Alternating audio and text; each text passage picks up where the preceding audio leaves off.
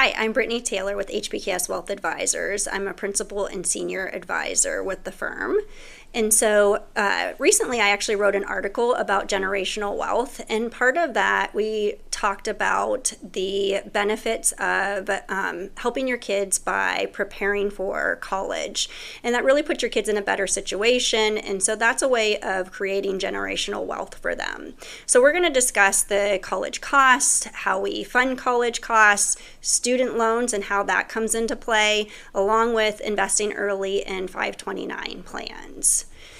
So the first thing we want to look at is the college cost. So I'm sure most of us are aware that, they've continually increased. So many of us, when we went to school, they've continued to compound and increase in cost over that time period. And so how do we prepare for that for our kids? And so you can actually see that for a freshman entering this year for four-year college, for college costs for public school, it's going to cost them about $114,000, and for private school, it's actually going to cost them about $162,000.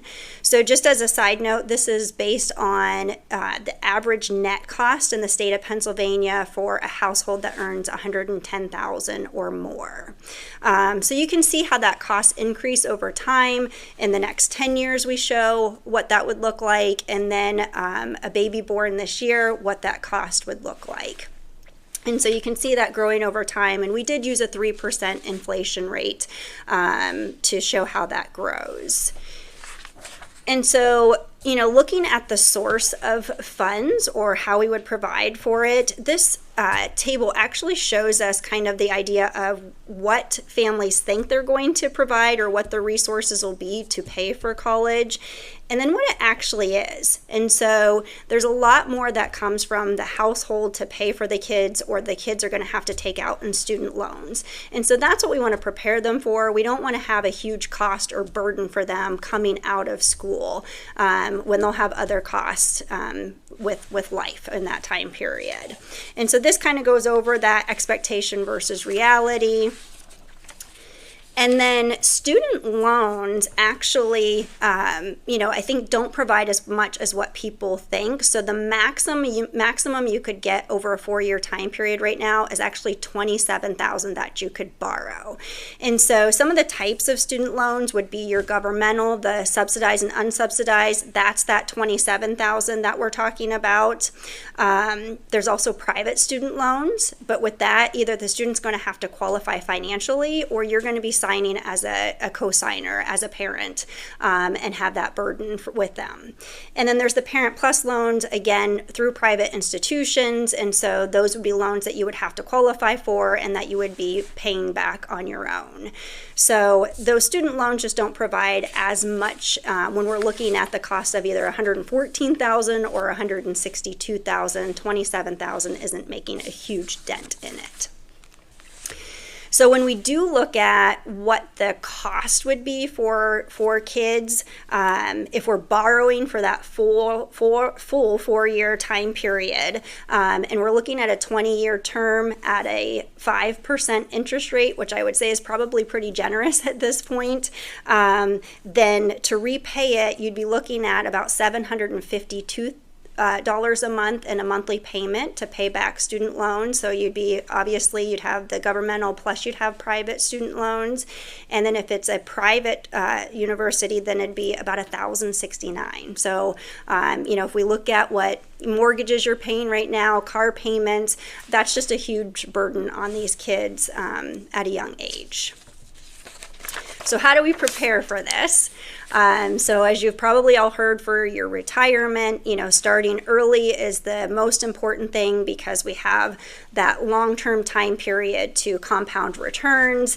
And so this actually shows us some different charts of, whether we start at birth with savings, or we're starting at the age of 6. And then you see starting at the age of 12, we're behind already by doing that, and you're going to have to put a lot more into it. So definitely saving and starting early, even if it's a small amount, is super important.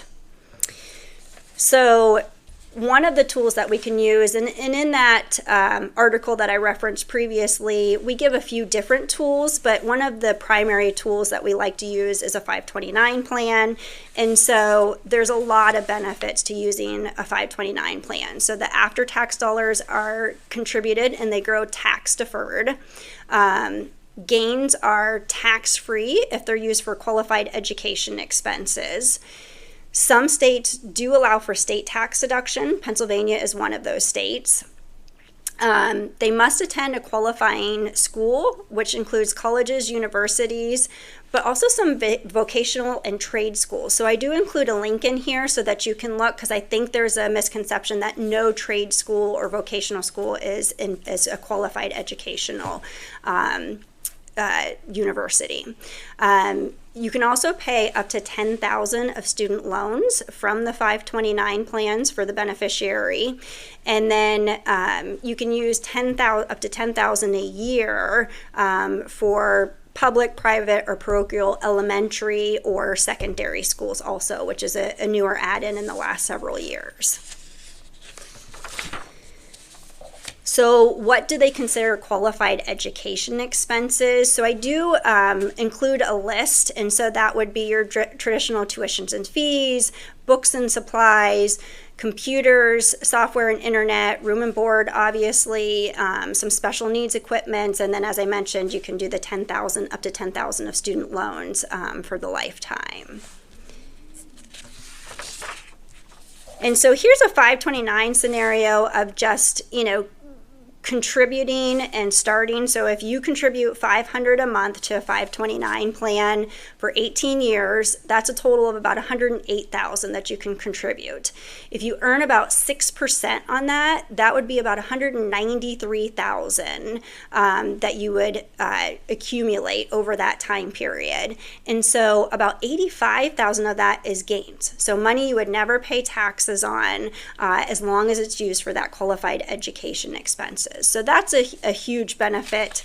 And, you can do different variations of amounts. I always say it's more important to start than to try and to get to it, the highest amount that you would need to contribute, and it's all beneficial to them. So one of the kind of pushbacks I get sometimes is, what if I overfund it, or I don't want to overfund a 529 plan? So there are actually, some provisions or different alternates if you do overfund it. So obviously you can continue education past bachelor's, so right, your master's or your doctorate. Additionally, you can do the $10,000 of student loan payoff, as I mentioned. You can do a tax-free transfer to a Roth IRA now up to the IRA contribution limit, which for 2024 is $7,000, and then it's a maximum lifetime amount of $35,000. So that's a huge benefit that was added in with the Secure Act 2 just in the last year. And then you can also change the beneficiary, which I always think is one of the important pieces to it. So you can change it to a family member, which I'll show a list here shortly of those different qualified family members. I personally like to think about my grandchildren. So I always think if my kids don't utilize it, then I'm helping both my kids out and my grandchildren out, because then that can continue to grow for them. And so you can change that beneficiary, which I think is important. Or we get the argument of, well, what if one child doesn't go, but you have more than one child? You can change the beneficiary to a different child. You could actually change it to yourself and go back to school if you like. And then there's other family members that you could change that beneficiary to, which I think is helpful. And then I mentioned you can kind of continue to for the grandchildren. So this particular slide will show us the different beneficiaries that can be considered for that qualified family member. I'm not going to list them all, but you can see an all-inclusive list here of who could benefit from you overfunding a 529 plan. And so just to kind of wrap it up, I always say, don't rob from your retirement to help your kids' education. So if you don't have it, you don't have it. But if you do, just starting and putting a small amount and then continually adding to that over time can benefit them hugely. It's less student loans that they're going to have to take out.